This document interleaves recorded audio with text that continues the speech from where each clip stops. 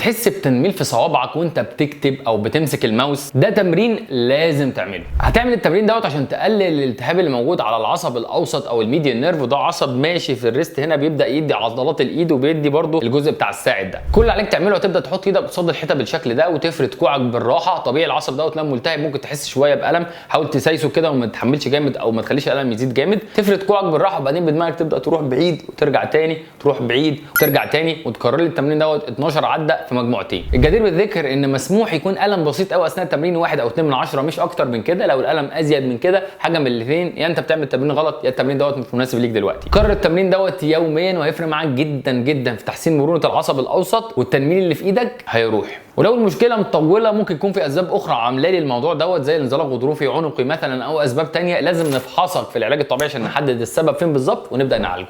وخليك دايما عارف ومتاكد ان بفضل الله اولا واخيرا في مصر كلينيك علاجك عندنا.